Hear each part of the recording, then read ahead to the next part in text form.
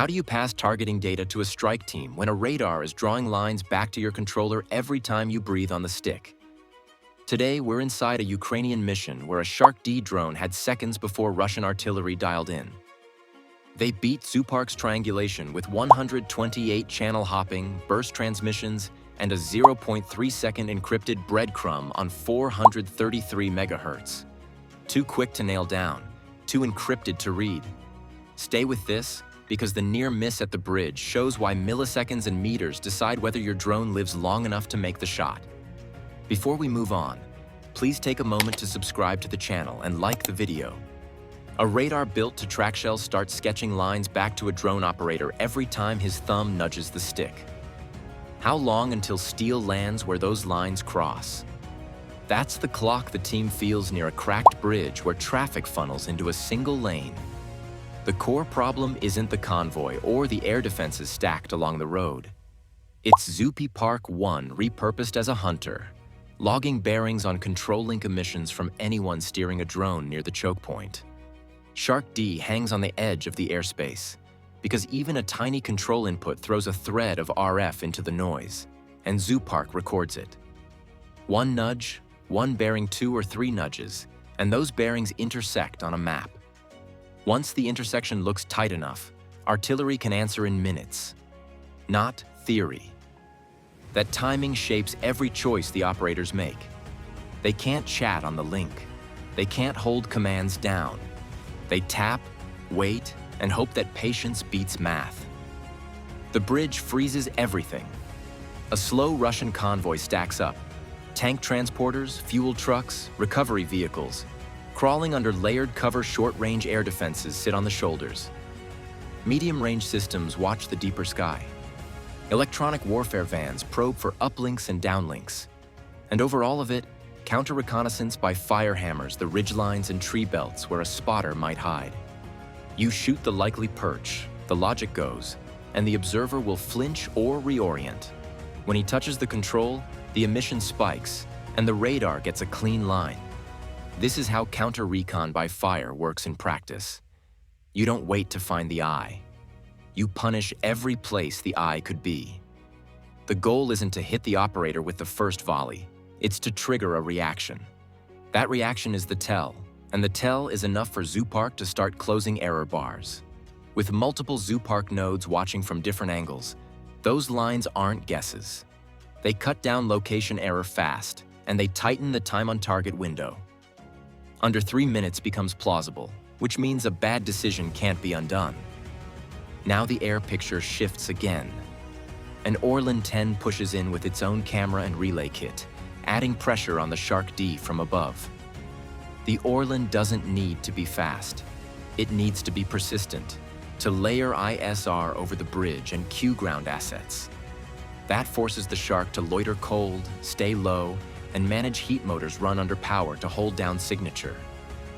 The operator trims in micro steps, waiting out each scan cycle. Every action gets weighed against whether the radar is staring. This turns control into risk. A millisecond key press can show up as a new line. 2 lines become 3. 3 lines become a location. The drone turns into bait, and the person on the sticks becomes the real target. The team shifts posture. They rehearse without transmitting. They map fallback points and dead ground, so the first artillery splash doesn't end the mission.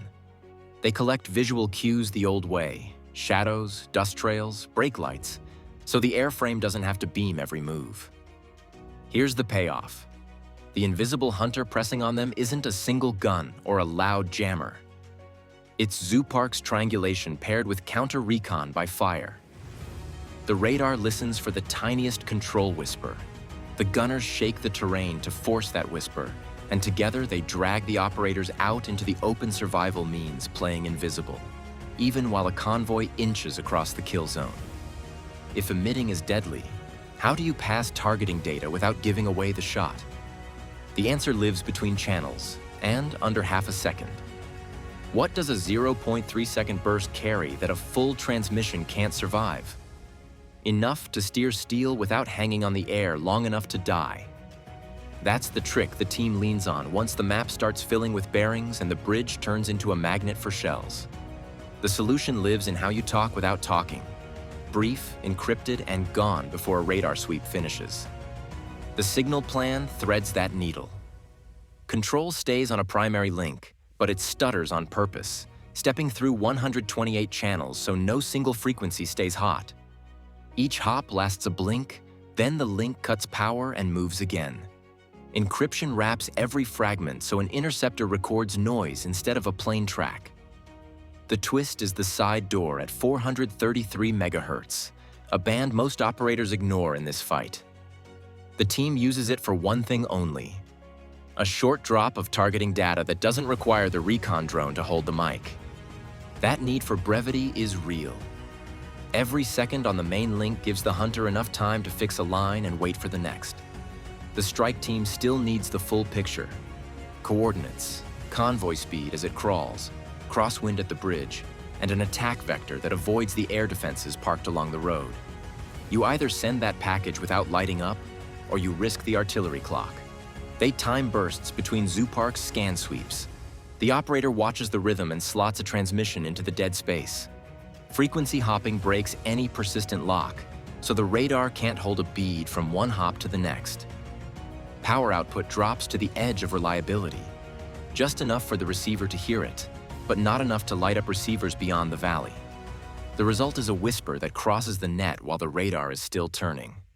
That 433 MHz breadcrumb carries the whole targeting core inside one packet.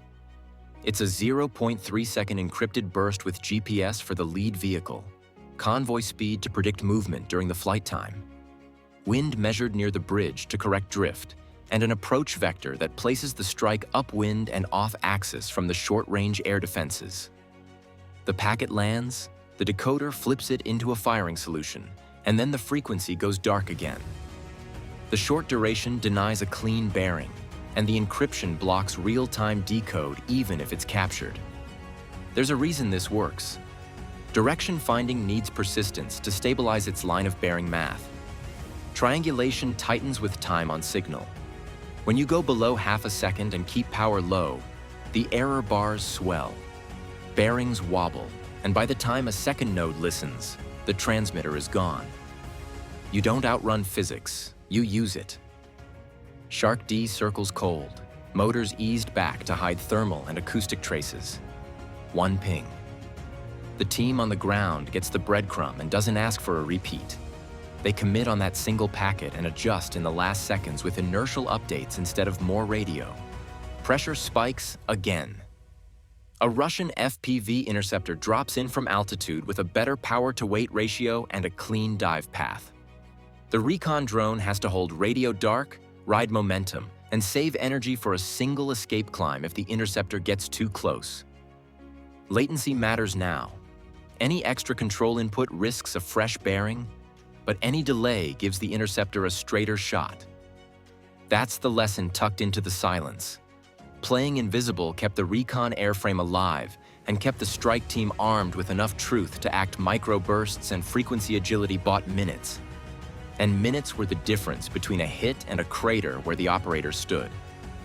The handoff is done, radios fade, and the fight moves to rotors and barrels, where batteries, motors, and shotguns decide who reaches the bridge first. Milliseconds ruled the fight, and a 0.3-second burst won it. One encrypted packet moved coordinates, speed, wind, and vector without letting the radar lock, keeping the recon drone alive long enough for steel to land where it mattered. That was the edge. Transmit once, vanish, and let the strike unfold. If you want more deep dives into the hidden side of drone warfare, where radios, not rotors, decide, subscribe and tell us which EW system to break down next. Got a request? Let me know in the comments. Next episode, we unpack how weather turns cheap drones blind and hands the battlefield back to artillery.